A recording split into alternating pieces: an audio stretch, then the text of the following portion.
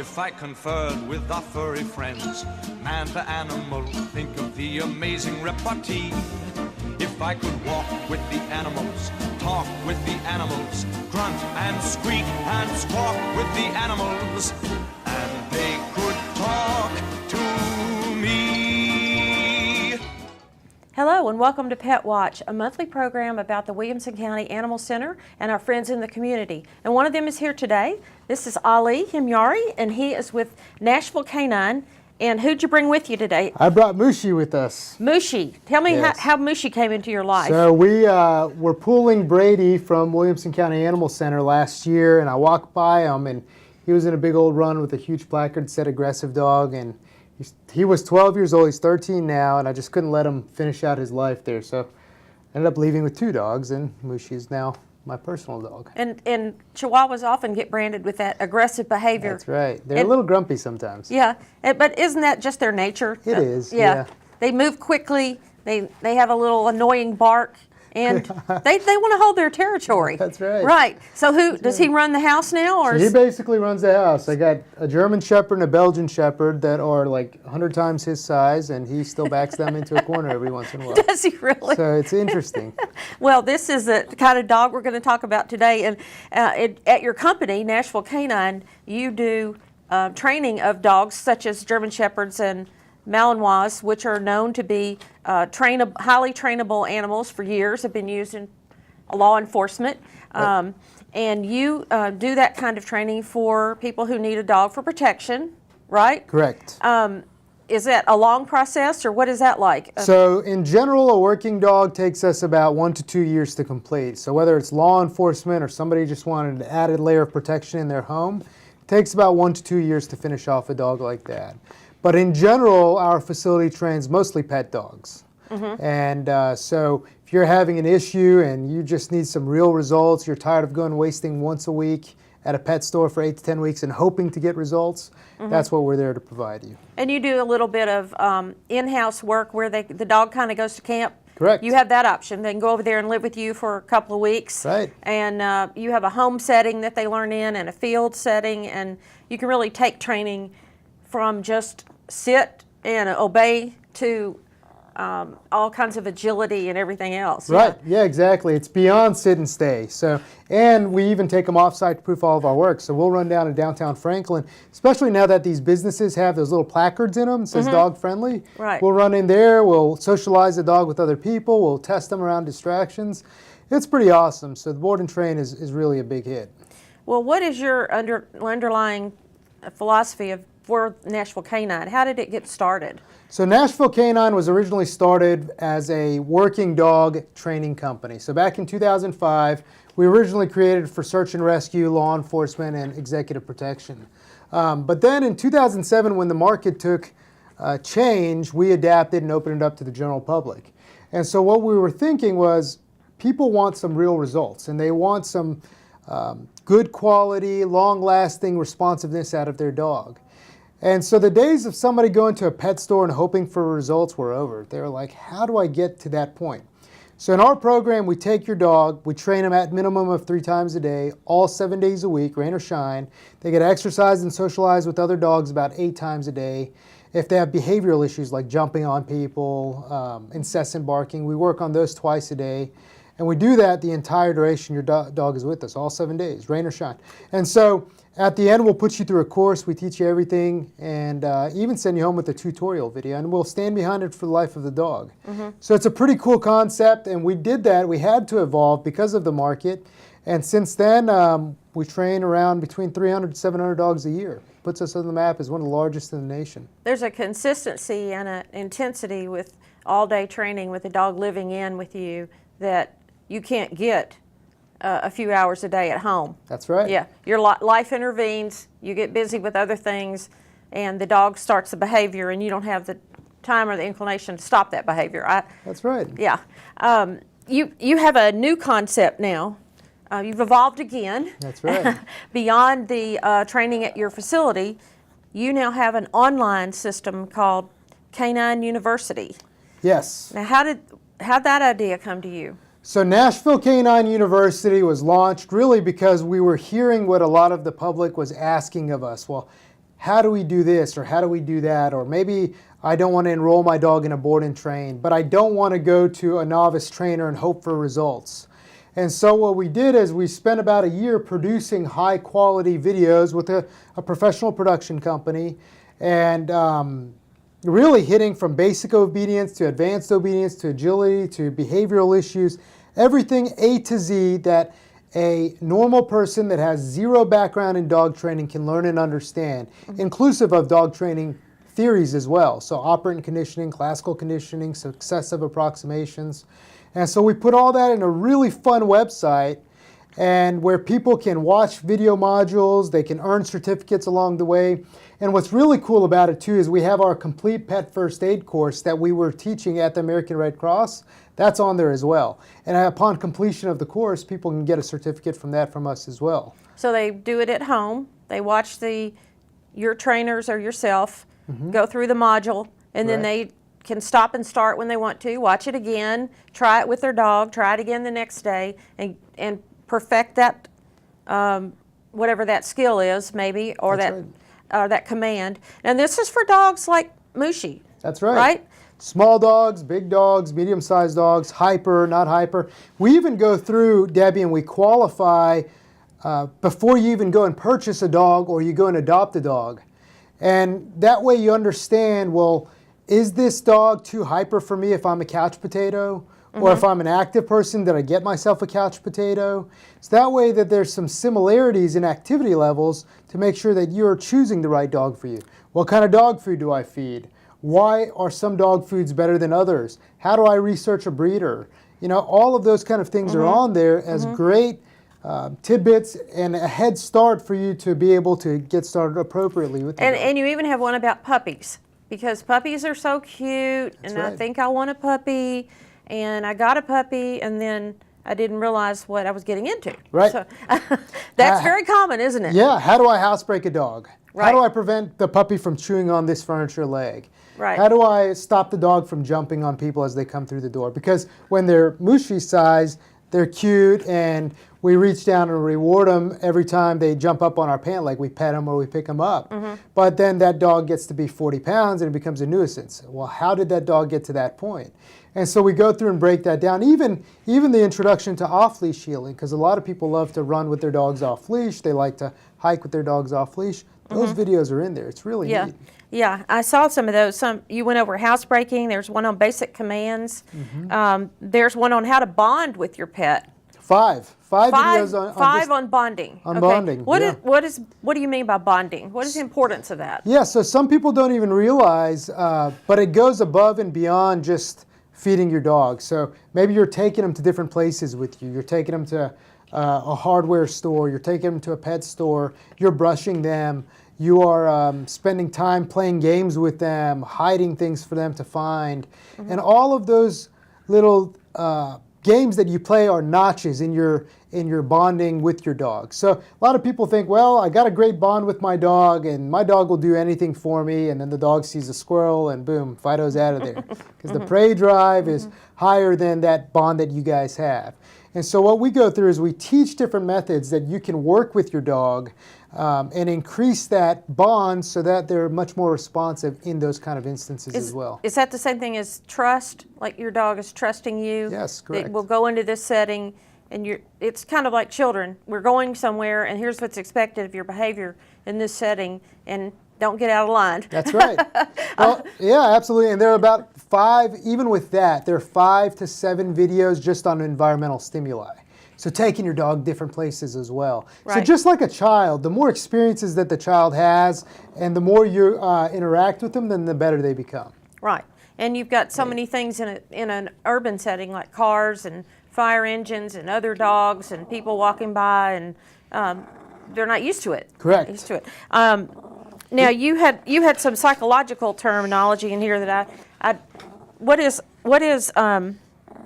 operant understanding? What does that mean? Operant conditioning was created by B.F. Skinner in the 60s, and there are really 2 ways of training a dog effectively at this point in our dog training evolution. So let's go backwards a little bit. So Europeans are always at the forefront of dog training, Debbie. So if you can think of really any dog sport, it all has to do with the Europeans. Maybe I should put him up. This is an example of a behavior that we use Mooshee with his growling and aggressiveness on the website that you can watch a video and go through. But so the Europeans have created like military dogs, police dogs, sporting dogs, and all these different things. And constantly in the European Union, there's a progress of how do we eliminate electric collars? How do we eliminate choke collars? And how do we eliminate docking tails and cropping ears? And so we take that 4 to 6 times a year. We fly to Europe. We meet with our own training groups that we have over there. We learn what they're doing. We bring them back to the United States and we employ them. And so in that process, it's really broken down to 2 different theories. There's classical conditioning, which is Pavlov. So if you remember, Pavlov feeds the dog, rings the bell, feeds the dog, rings the bell, feeds the dog, and eventually the dog salivates. And then there is B.F. Skinner, which is operant conditioning. And so we break both of those down in really good detail for you so you can understand what does positive reinforcement really mean. Because most people think positive just means, oh, good boy. But positive means give. And so positive reinforcement, negative reinforcement, positive punishment, negative punishment, all of that goes together. Hey. And do all dogs respond to those psychological studies? Are all dogs the same? Yes, or correct. Okay. So really every mammal goes through those two theories. But when you understand those theories, it's a lot easier for you to put it in motion with your dog. Right. And so that doesn't mean that you're carrying around a clicker and a hot dog for the rest of your life, but it gives you that understanding of like, okay, if I pay the dog for something I like, then they are more likely to continue that behavior. Right. And so that's what we want. Just like with your children, you want to reinforce those good behaviors. We want to reinforce good behaviors for your dog. Do you not punish when they do the wrong behavior? So punishment could be withholding of the reward. Okay. So I ask Fido to sit. He doesn't sit. I just don't give him food. Right? So the severity of the punishment doesn't have to be like yelling or scolding or doing anything crazy with the dog like that. It could be a simple withholding of the dog. That's a human reaction to an animal. And somebody asked me the other day, do you talk to your dogs when you leave the house? I go, yeah, I think I do. Right. I'll be back soon. Be a good boy. You know, we put on them the principles that apply to people, the verbal skills, and because we love to hear them not answer us, because they're always listening, aren't they? Well, you nailed it. You nailed it. So that's the thing is that even though they're so part of our daily routine and we're so used to them, and when you come home, they're excited to see you and you interact with them, they are a different species. And so we even go through and we address things like separation anxiety, sleeping in bed with your dog, all these different things that you can go through. And the videos are anywhere from 2 to 10 minutes long, up to 45 minutes long. So they're short, pull them up on your iPad, watch them, set up your phone, watch them and interact with your dog. Really will take you to the next level. It's important. Separation anxiety. At the shelter, we've had people return the dog because it tore up the crate while the first day they left it and went to work.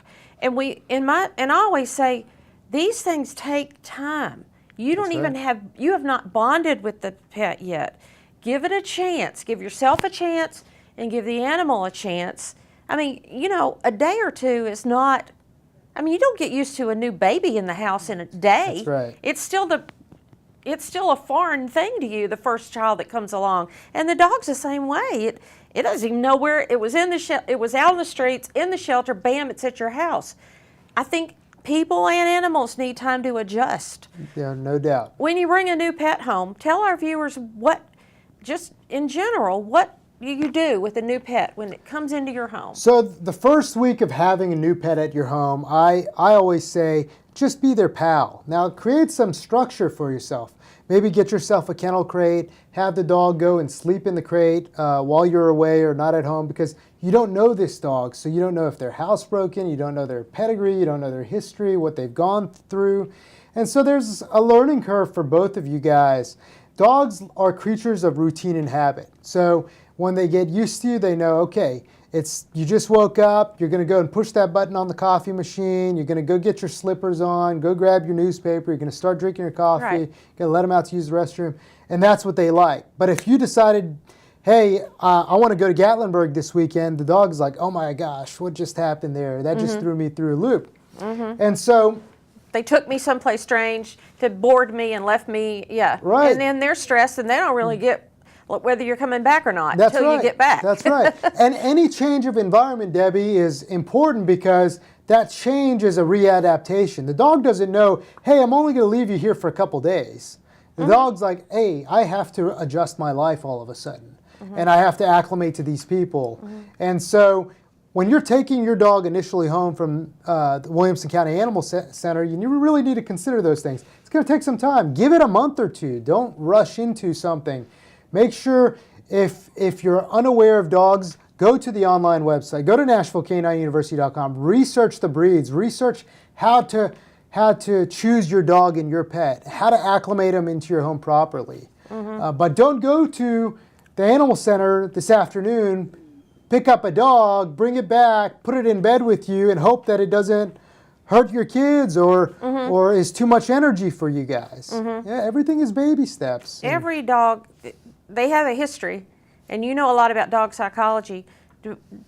Dogs are conditioned by their owner's environment and the way they've been handled and treated. That's correct. And when they come in the shelter, often they're found on the streets, and we have no history. That's right. How do you break those imprints that are on the brain of a dog that may have been a loner? It may have been scavenging. It may have been always tethered. It may have had not a lot of human contact. Can you change an animal over time by creating a bond and trust?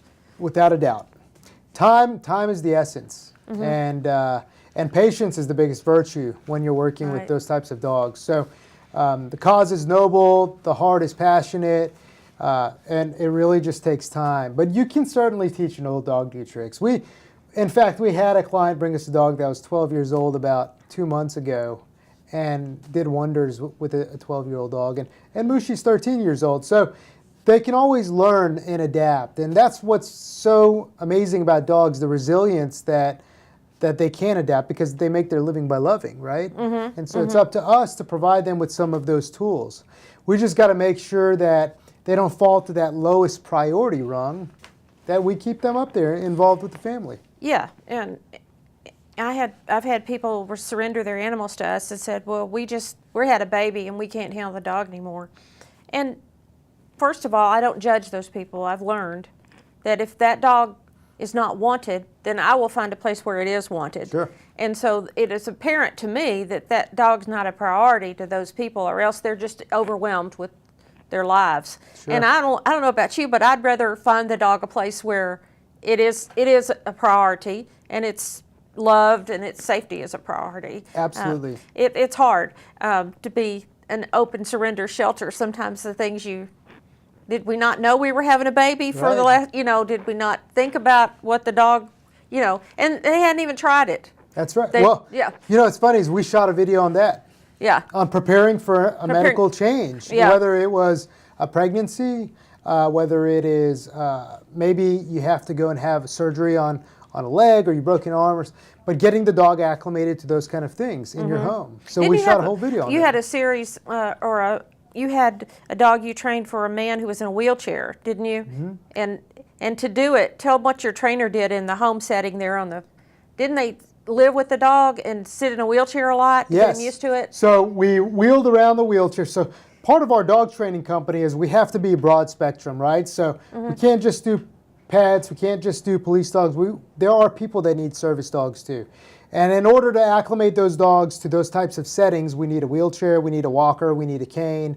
And so the more acclimated that the dog gets to those, the less that they might be jumpy around those kind of things too when they see them. So if you know that you have a medical condition coming up, or you know that you're going to be in a wheelchair or on crutches, then go get those things in advance and start setting them around the home. Push the wheelchair a little bit, walk with the crutches a little bit, reassure the dog everything's good. Don't let it be so surprising to the dog. And the transition can be really smooth. Wow. do you train service dogs as well? Yeah, we do. Okay. We trained one, a Parkinson's dog, for a gentleman who had Parkinson's. And he's a local Franklin gentleman, and he had fallen over. It's a sad story, but he had fallen over in Cool Springs Mall on Christmas Eve, and people were stepping over him, calling him bad names, and so he came to us, and he's, you know, these dogs are like $150,000 in California, and I don't have that kind of money, so we trained an amazing dog for him. And so one thing that Parkinson's sufferers suffer from is neuromuscular freezing. So they can be walking and all of a sudden stop. And to break the freeze, somebody just needs to nudge them. So we taught Scout to come up and nudge his hand and break the freeze, or if he falls, he can use Scout to brace himself to get back up, pulls him out of chairs, opens doors. Really, really some neat stuff that we did for him. Wow, that's amazing. And the true definition of a service dog is it actually performs a function. Yeah. A specific function for a person that has some sort of disability or a medical condition. Right. That's great. Let's talk about the videos a little bit more that you've developed. You have them on all the topics we've talked about, and they gradually get more and more complicated and complex, and the skills get more complex, and you can take it as far as you want to with your family dog. So we're not talking about every person that watches this is going to have some agility course dog that, you know, follows all the commands. But we do, if we want just basic obedience, we can take it that far. And you have different packages of videos people can buy, right? That's right. Okay, tell me about that subscription process, you call it. Yeah, so we have 3 options, a silver, a gold, and a platinum. And obviously, depending on the level, you unlock more videos and you unlock other parts of the website that you can access. So the silver is a great package. It's $20 a month. I mean, really inexpensive. So that beats going to the local pet store and paying their couple $100 and hoping to get real results. This is real results. And the other downfall to going to a training location is, to me, is there are multiple dogs in the class, which creates an instant distraction. And I know people that have been through this. And if it's in the evening, then something happens and you miss the second class. You don't get there for all of it.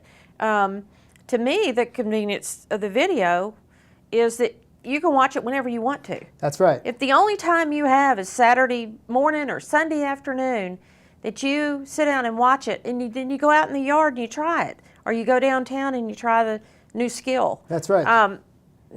This is the way the world is working now. That's right. Yeah. Nobody wants to have to be somewhere every certain day of the week.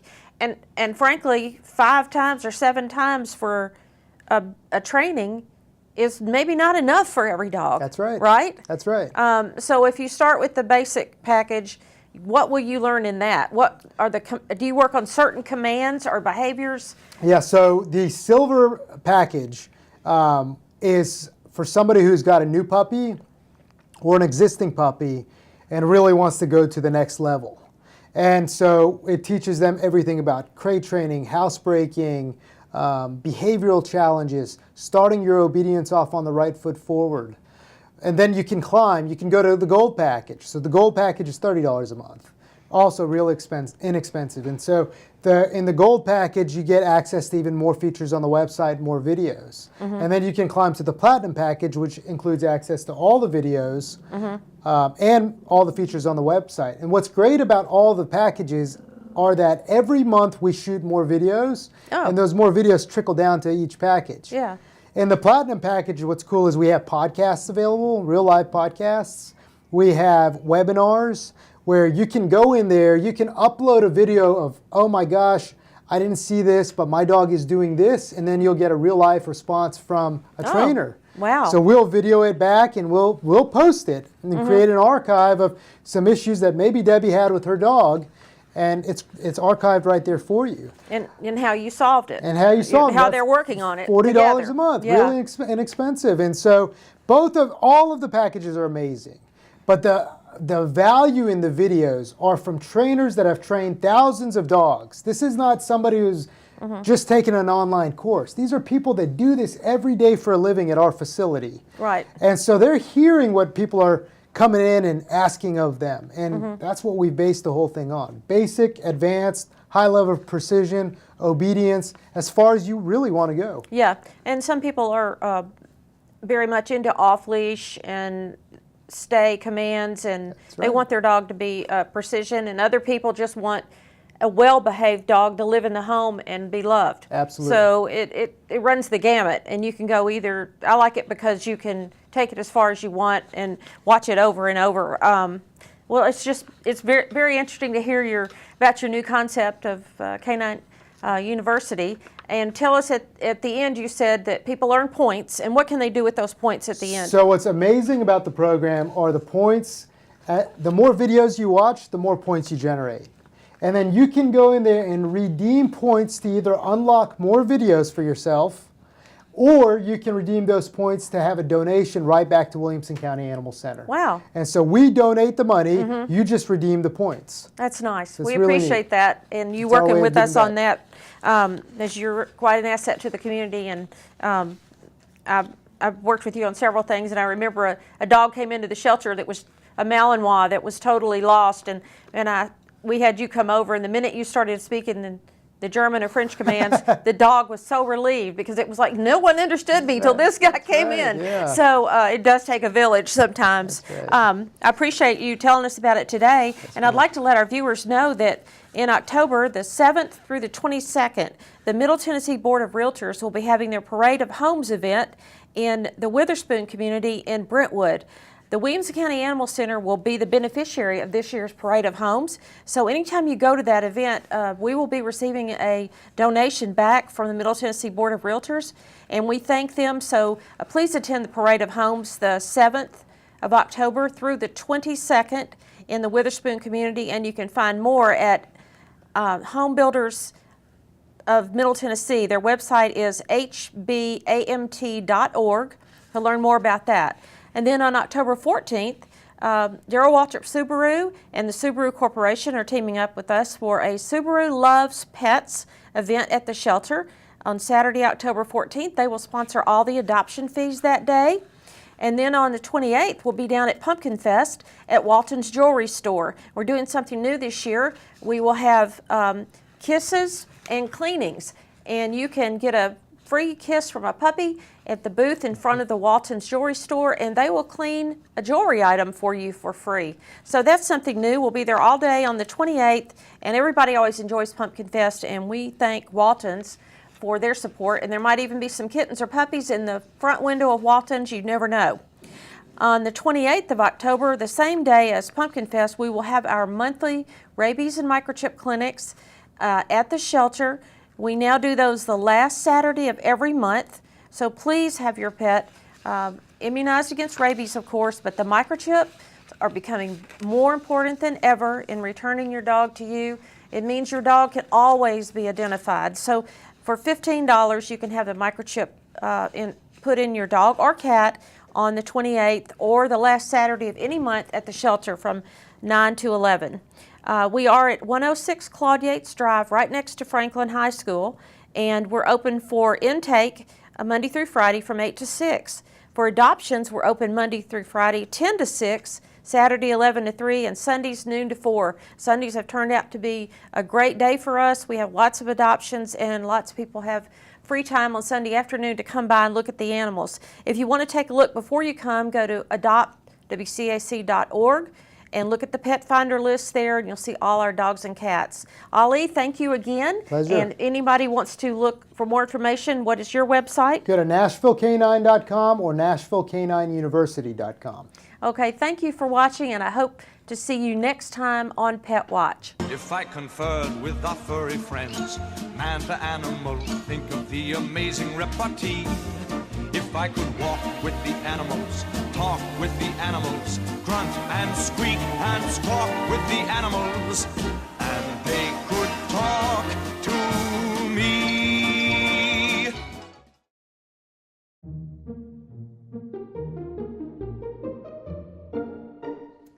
Blue by Netra Ja'ar. I flow with the ocean, crash against the rocks. I run through the rivers and into most docks. In the sky I go unchecked. Amazingly in nature, blue is perfect.